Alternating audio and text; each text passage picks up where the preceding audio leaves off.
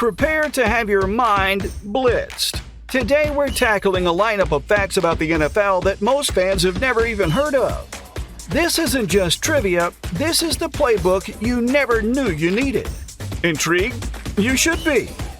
The number one spot is so surprising you'll question everything you thought you knew about football. Number 10. The NFL at war. During World War II, the NFL almost came to a grinding halt.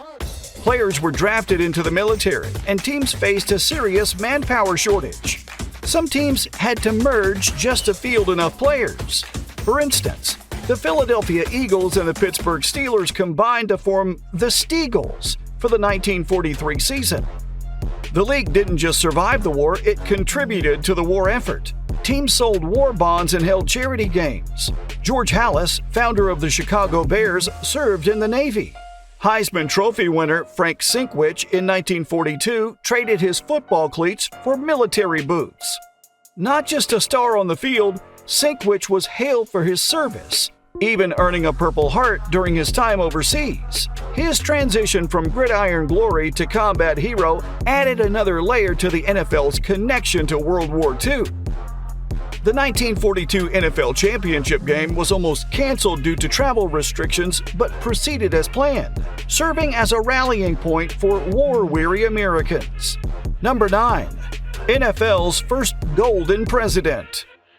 Before it was the juggernaut we know today as the NFL, the league had humble beginnings and even a different name. When it was founded back in 1920, it was originally called the American Professional Football Association, or the APFA. I know, doesn't really roll off the tongue, does it? It wasn't until 2 years later in 1922 that the name was changed to the National Football League. Much better.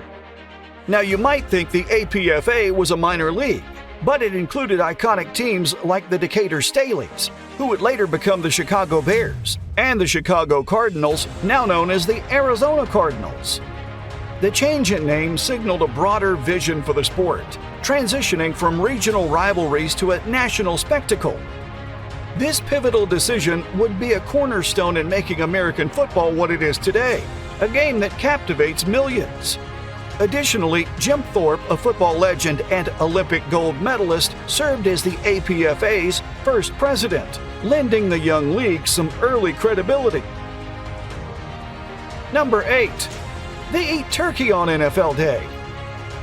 In America, Thanksgiving and football go together like turkey and stuffing. But it wasn't always that way. The NFL made this connection stick. Starting back in 1934, the Detroit Lions played their first Thanksgiving Day game. The Lions were new to Detroit, and the owner George Richards saw the holiday as a chance to draw attention to his team. The gamble paid off, and the Lions have played on Thanksgiving ever since. Over the years, the NFL added more teams to the Thanksgiving slate, turning a single game into a full day of football. One standout moment came in 1998, when rookie sensation Randy Moss caught 3 touchdowns for the Minnesota Vikings against the Dallas Cowboys. Another memorable game was in 2015, when the Carolina Panthers quarterback Cam Newton celebrated his team's big win by serving a Thanksgiving feast to 900 children. Fast forward to today, and the Thanksgiving games are a tradition millions tune into, right after or sometimes even before they dig into their Thanksgiving feast. Number 7. We need a nap. If you think modern NFL games can drag on, you haven't heard of the longest game ever played. It was December 25th, 1971, a Christmas Day showdown between the Miami Dolphins and the Kansas City Chiefs. The game stretched for a mind-blowing 82 minutes and 40 seconds into double overtime. And get this, Dolphins running back Larry Zonka lost 18 pounds during the game itself. But this wasn't just a long game, it was a battle of wills. Jan Stenerud had a chance to win it for the Chiefs, but missed a 31-yard field goal. Miami's Garo Yepremian eventually sealed the deal with his successful 37-yard field goal. This marathon led to rule changes, putting a cap on the length of overtime games. Even today, it holds the title as the longest game ever played. a symbol of unyielding endurance, and an indelible part of NFL history. Number 6. NFL, eh? You might think the NFL is as American as apple pie, but did you know there's been serious talk about an NFL team setting up shop in Canada? In fact, the first ever international NFL game was played in Canada way back in 1950 between the New York Giants and the CFL's Ottawa Rough Riders. Spoiler alert, the Giants won that game 20-6. Yes, our neighbors to the north have been eyed as a viable market for NFL expansion. For years, NFL exhibition games have been played in Canada, and the Buffalo Bills even had the Bills-Toronto series from 2008 to 2013. Though the series was suspended due to low attendance, the flirtation didn't stop there. As recently as 2019, there were rumors of an NFL team potentially relocating to Toronto. Despite the hurdles, like competing with the CFL, talks have persisted, adding another layer of anticipation for NFL fans across borders. Number 5. Bet Belichick knows these rules. How about this nugget? In the league's early days, there was something called the drop kick, a now extinct method for scoring field goals that was as challenging as it was entertaining. In the 1920s, a team could request a measurement for a first down at any point during the series of downs, not just after the third down. Picture that slowing down today's fast-paced games. And let's talk about the fair catch kick.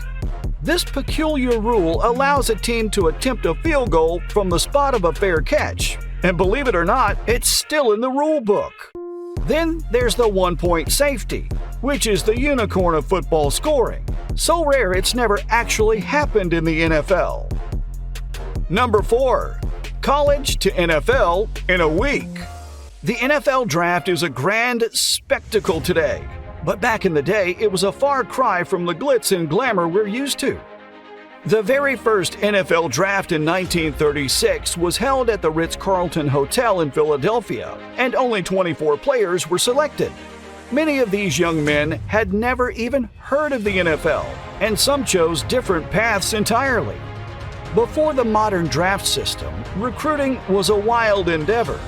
A standout example is Red Grange, the galloping ghost from the signed with the Chicago Bears. His agent C.C. Pyle and Bears owner George Halas had everything set up. They moved so things rolled before the modern draft system. Number 3. Russian Super Bowl ring.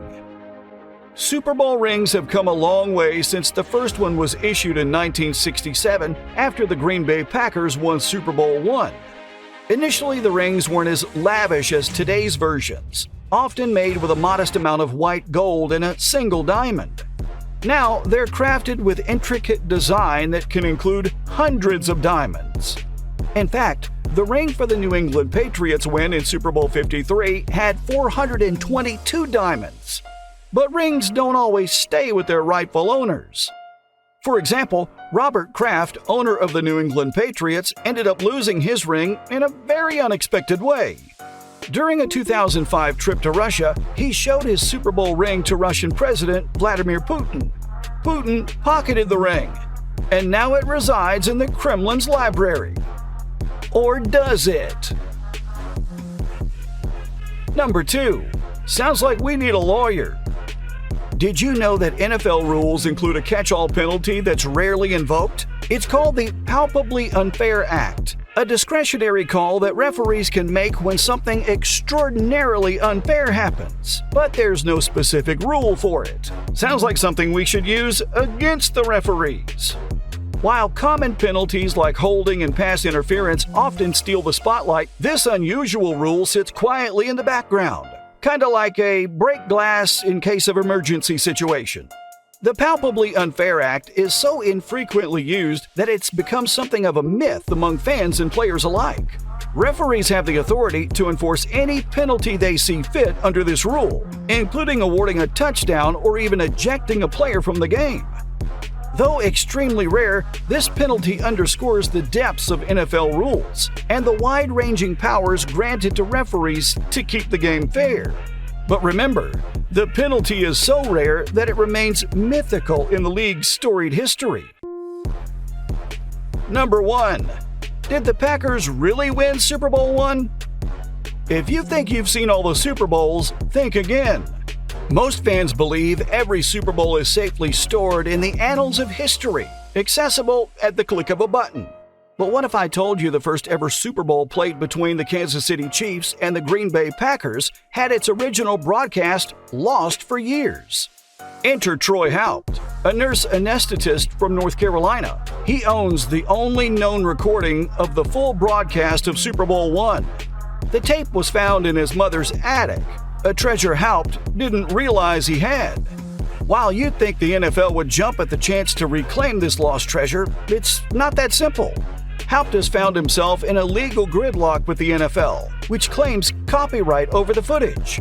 This complex situation makes Haupt's tape not just a reel of celluloid, but a fascinating piece of legal and sports folklore. So the next time you watch a Super Bowl, remember that the first one is sitting in a legal limbo, in Troy Haupt's possession, untouchable and unequaled in its mysterious allure. We've tackled the top 10 untold stories and fascinating facts about the NFL, unearthing hidden gems that even the most die-hard fans might not know. From the lost Super Bowl tape to the NFL's most unique penalties, we've delved deep into the league's history. Don't let the game end here, though. For more jaw-dropping stories and insights, click that subscribe button and join us at the Kickoff Zone.